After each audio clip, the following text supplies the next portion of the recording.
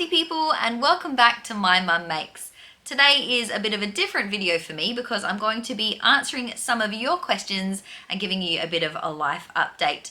The questions that I'll be answering today were sourced from people sending them to me over on Instagram or also on the community tab here on YouTube. I sent out a post a little while ago, so I'll be answering all of those questions in today's video. And while I'm answering your questions, I'll be working here on my crochet project. So I am actually making up this jumper here, which is the Tulip square sweater designed by Wilma Westenberg.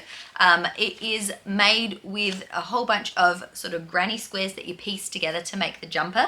And I'm making it with a bunch of leftover wool that I had in various shades of blue. So it's going to be an assortment of different weights, and some is acrylic and some is wool, and I'm just giving it a go. I'm just piecing it together and hoping it works. So you make a bunch of squares and then triangles and then half triangles to make corners and sewing it all together to form the jumper. So that is what I'm working on as I am answering your questions. And if you think of any extra questions while you're watching this video, don't forget you can leave them in the comments and I'll try and get down there and answer all of your extra questions as well. So let's get started with the first question. So our first question here is from Joanne, who has asked, how long have I been sewing? I learned to sew when I was a little kid, so I think my earliest memory is probably about 7 years old, somewhere around that age, where my mum used to teach us how to cross stitch and how to sew with her sewing machine. And I really enjoyed doing that with my mum. My mum is very good at sewing, even though she is too humble to admit it. But she taught me how to sew. We sewed clothes together, and I can remember I've sewn a dressing gown with her, and there were lots of different projects that my mum had made around our house when we were kids. Clothes for sure, but also dress-ups. My mum made her own wedding dress. We had a patchwork blanket and a duck-shaped pillow and all sorts of things that my mum had made. So my mum was the first person to teach me how to sew. And then when I was in high school, I took sewing classes in high school all the way through up into my final year of schooling, which was great. I feel like I made a lot of projects, but I don't feel like my skills were really built on at high school. I think I learned most of my sewing skills from my mum and then just used them in my sewing class at school. But I really enjoyed that. And then once I graduated from high school, I just did some sewing just at home using my mum's sewing machine. And it wasn't until I was married that Lane bought me my own sewing machine after I had kept borrowing my mum's sewing machine to make various projects. So it has been a long time of me learning to sew. I am 34 now. So if I started to learn when I was 7, I've progressed, a lot since then, but sort of slowly building up my skills from there. But I would certainly say that the past 7 years since my kids have been born, that's when I've really made sewing my main hobby, where before I had a lot of other hobbies. I've really kind of honed in on this one now as being something that I've really enjoyed doing. The next question is from Mother Sews Best, and she has asked, have I been outside of Australia? And yes, I have. I have lived and travelled like in holidays outside of Australia. I lived in Canada for a year working as a live-in nanny for a family over there, which was a lovely experience. We were in Vancouver, which is the west side of Canada, and it was a beautiful spot to be. And the family I lived with were wonderful. They had 3 children, and I absolutely loved my time over there with them. So that was 1 year of my life living overseas, but I also have travelled through the United States. I've travelled around parts of Canada. I've travelled to Tanzania in Africa, and I have been to Hong Kong, although that was a bit of a shorter trip on my way to Tanzania. And I've also travelled around New Zealand as well. So I've been to a few places outside of Australia. I've never been to Europe, but it's certainly somewhere I would like to go. But at this stage of my life, probably not going to get there anytime soon with 4 young kids at home. The next question is from Kate, who says, what is the most challenging and the most favourite part of having 4 kids close in age? And I really like that question. If you don't already know, I have 4 kids and they're each 18 months apart. So I have a 7-year-old, a 5-year-old, a 3-year-old and a 2-year-old. The most challenging part is probably the mental load of having 4 kids in general, no matter what age they are, I think.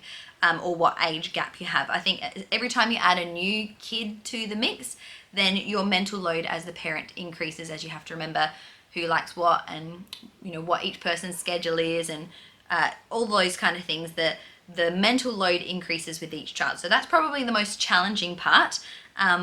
And also the nappies. I'm so sick of nappies. With having everyone so close in age, it's meant that I have had no gap of nappies, because when my first child was 18 months, then the next kid was born, and the firstborn was still in nappies, and then the next one was born, and it's just been a perpetual cycle of nappies. And my oldest is 7, and I haven't had a break from nappies, so we've had 7 years of continuous nappies, which is a lot of changing and washing cloth nappies. So I'm pretty done with nappies, so that's another challenge. And the most fun part, or the most rewarding part, I think, especially related to them being so close in age, is just how well they do get along with each other. They really enjoy each other's company. They play very similarly to each other because they're all in the same stage. And of course they have arguments and things as well, but I think that in general, they all are really good friends. And that's just something I was so excited about when having kids close in age like this, is just to see them growing up together and forming those close bonds with each other as well, and being a little team together. Every time I get to a corner, I have to stop talking to you because I have to focus more. All right, next question. Next question is, how do you set aside time to sew with kids? And that question was from Julie. I made a whole video about like a week in my life of sharing how I made time to sew in that week, which is a pretty standard sewing week for me. Hang on a sec. What have I done? Okay, here we go. I'm on track. So I'll share that video in the link below, but I would say the main ways that I make time to sew is just to prioritize it, to be prepared and organized, and to set my projects in little bite-sized chunks so that I know I can just get this one little piece done in a little snippet of a day when the kids are napping, or like right now my kids are all asleep. It's about 8:30 at night, so now is a good time for me to get some sewing done. So yeah, I just try and prioritize my own creative time. I think it's good for my mental health, and I really do enjoy doing this. So my main tips though were shared in that video, so I'll link that video below for you. And there was a second part to your question which said, where do you source affordable fabrics? Good question. I think the most affordable way to source fabric is either secondhand or just things that you have already at home. So a lot of the time when I'm making things, I have a look through like any swaddle blankets that we have that we're not using anymore, or when we stop using a piece of clothing because it may have a hole in it, I don't chuck that out because I figure the rest of the fabric might be useful for something else, especially if I'm making things for the kids. They only need something small. So if an item of mine gets holes in the thighs of the legs, happens all the time to me, thick thigh problems, it's not the whole pants that are ruined, it's just that one section of the fabric that has worn through. So I try and keep things like that so that I can then reuse that fabric to make something else, especially because I make a lot of things for my kids, so I only need small bits of fabric anyway. So I try not to throw away anything made of fabric. Anything made of fabric is not safe in my house. It's probably going to get chopped up at some point. And that way I'm able to just source a lot of fabric from around the home. Other than that, I try to thrift fabric, buying it secondhand. I've also been given a bunch of fabric from people who used to sew and don't anymore. So I've got some scrap or secondhand fabric from them. So I actually have quite a few sources of either free or cheap fabric like that. And then as for if you're buying brand new and you can't buy from like an op shop, you have to buy like brand new fabric, I would just say just keep an eye on when the shops have sales on. That's usually when I like to go. I try my best to shop locally because it's hard to buy online, especially if you're not familiar with the type of fabric you're buying. It's better to buy in person. You get to feel it and get a sense of how thick it is and the texture, and if you're happy with the feel of it. So I'm not a fan of buying fabric online unless I'm really confident with what I'm buying. So I'd definitely say start by looking around your home, and anything made of fabric that you're not using anymore, that's fabric. Yeah, any clothes that you're not using that you can chop up to make something else with as well. The next question is from Kim, which is, how do you keep yourself motivated? I struggle to motivate myself with my sewing. That's something that, especially this past month, has been really tricky for me, to be honest. This is the first video I'm filming in May, and it's the 29th of May today. So I've been struggling a bit as well to get motivated. I think for me, part of the problem as well is because it is that extra step of having to set up the camera, and sometimes I'm just feeling flat or not feeling like I want to be on camera. So sometimes that makes me a little less motivated, where I would have been more motivated to sew had I not had to be presentable and share everything as much as I do enjoy this process as well. But yes, it is hard to get motivated sometimes to sew. I did share some tips about that in my video, like I mentioned before, about my sewing vlog. So I'll, yeah, there's some tips in there. But I think my main tips to keep me motivated though are to see the purpose behind my sewing. I'm not usually focused on the end product for the sake of it, but usually it's more of the enjoyment of the process for myself. And I take sewing as a selfish hobby. I don't sew for other people. I sew things to give to my kids, but if friends ask me to make something for them, I'll usually say no, because sewing for me is like my sacred time, my personal time. And I think that helps me to be motivated as well, because I'm not just doing chores or tasks for other people, but I am sewing because I want to. So I guess the main thing is to pick projects that you are happy to do, that you enjoy. Mending things is not very enjoyable, so that's not very motivating. So if you're really in a rut and you don't feel like sewing, but you want to feel like sewing, I would say start with a project that you feel really passionate about. Maybe it's something for yourself, maybe it's something that you've been really excited to make, or maybe it's just something really simple to just, you know, dip your foot back in the water of sewing again, and give yourself a little taste of creativity and see if that sparks some more motivation for you. Our next question is from Easy Brick, and it says, is there a way to make a super easy summer skirt? At the moment here it's winter in Australia, hence the blanket and the turtleneck long sleeve and, you know, crocheting a jumper. But yes, there are ways to make easy summer skirts. I would say the easier summer skirt is to just make a rectangle skirt, make a gathered rectangle essentially. So one big rectangle of fabric, gather it up at the top to draw it into the size of your waist. You can put elastic around the top. It makes it really simple. That's probably the easiest type of skirt. At the moment I'm making myself a circle skirt, which is a little bit more maths in order to work out how big you want it to be, but that is also a nice type of way to make a skirt. You can also make a gathered tiered skirt. They look really pretty in summer as well, because you can make them flowy and long, and I like wearing them as well. So yeah, I would say any of those more gathered designs is good for summer.